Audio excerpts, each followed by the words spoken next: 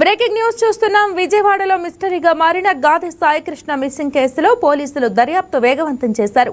రెండవ రోజు కృష్ణలంక పోలీస్ స్టేషన్లో ఏసీపీ దైవప్రసాద్ బృందం విచారణ చేపట్టింది. ఇవాళ విజయవాడ కృష్ణలంక స్వర్గపురి శ్మశాన వాటికలో పోలీసుల విచారణ చేపట్టారు. గత నెలలో జరిగిన గుర్తు తెలియని మృతదేహాలకు సంబంధించిన దహనాలపై పటమట సీఐ పవన్ కిషోర్ విచారణ చేశారు.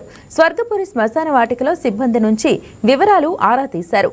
మే నెలకు సంబంధించి ఎన్ని మృతదేహాలను దహనం చేశారో అడిగి తెలుసుకున్నారు. మే నెల 24, 25 తేదీల్లో దహనం చేసిన అనాథ మృతదేహాల వివరాలను పోలీసులు సేకరించారు. స్వర్గపురిలో రికార్డ్స్ పరిశీలించారు. మే 24, 25 తేదీల్లో 4 అనాథ శవాలను దహనం చేసినట్లు సిబ్బంది చెప్తున్నారు. దీనిపై మరింత సమాచారం మా విజయవాడ కరెస్పాండెంట్ బిందు ఫోన్ ద్వారా అందిస్తారు.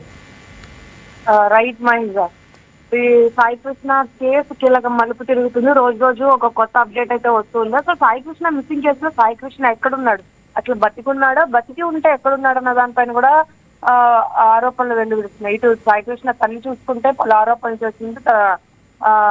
కొడుకు తన కొడుకు మృతి చెందాడని కూడా చెప్తున్నారు. అయితే తన కొడుకు మృతి చెందడమే కాకుండా సిఐ నాగరాజు చంపి కృష్ణలంక స్వర్గపూర్లోనే దహనం చేసినట్టు కూడా ఆరోపణలు వస్తున్న నేపథ్యంలో అధికారులందరూ అంటే పోలీస్ అధికారులు ముఖ్యంగా ఏదైతే శ్మశాన వాటికి ఉందంటే స్వర్గపురి శ్మశాన వాటికి గత మే నెలలో ఎటువంటి అంటే ఏ బాడీలు తగలబడ్డాయి, అంటే ఏ బాడీని దహనం చేశారు, దాంట్లో ఎన్ని అనాథ శవాలు ఉన్నాయి, ఎన్ని మామూలు డెడ్ బాడీస్ ఉన్నాయి అనేది దానిపైన కూడా తీవ్ర నివేదిక ఇచ్చారు. అయితే దాంట్లో అంటే సాయికృష్ణ వారి తల్లి చెప్పినట్టు 28, 29 తేదీల్లో దాదాపు 4 డెడ్ బాడీస్ ని దహనం చేశారు. అది కూడా అనాథ శవాలు అయితే గుర్తించడం జరిగింది.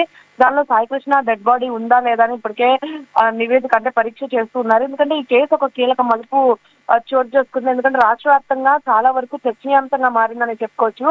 ఇటు సీఎం చంద్రబాబు నాయుడు కానీ, ఇటు డిప్యూటీ సీఎం కానీ ఇద్దరు కూడా ఈ కేసు మీద తీవ్రంగా దృష్టి పెట్టి మరి ఈ కేసులో వ్యవహరించాలని ప్రత్యేకంగా అయితే దైవప్రసాద్ ని విచారణాధికారి అంటే కేసుకి సంబంధించి విచారణాధికారిగా దైవప్రసాద్ ని నియమించి ఈ కేసు అయితే నడుపుతూ ఉన్నారు. నేను దైవప్రసాద్ ఎవరైతే సాయికృష్ణ తల్లి ఉన్నారో ఆమె ఇంటికి వెళ్ళి కూడా దాదాపు గంటన్నర సేపు కూడా క్వశ్చన్స్ అడగడం జరిగింది. ప్రశ్నలకి ఆవిడ సమాధానం ఇచ్చిన దాన్ని బట్టి కూడా ఒక రిపోర్ట్ రెడీ చేశారు. దీనికి సంబంధించి సిబిఐకి కూడా అప్పచెప్పాలని కూడా సాయికృష్ణ తల్లి ఆరోపిస్తుంది. అయితే ఈ నేపథ్యంలో ఈ రోజు శ్మశాన వాటికకు వెళ్ళి శ్మశాన వాటికలో ఈ సవాళ్ళకి సంబంధించి అంటే డెడ్ బాడీస్ కి సంబంధించి అదే రోజు ఎన్ని డెడ్ బాడీస్ దహనమైనాయో కూడా స్వర్గపురి శ్మశాన వాటికి సంబంధించి అధికారుల్ని ప్రశ్నించగా వారి దగ్గర నుండి డీటెయిల్స్ కూడా తీసుకున్నారు. Right Bindu, thank you.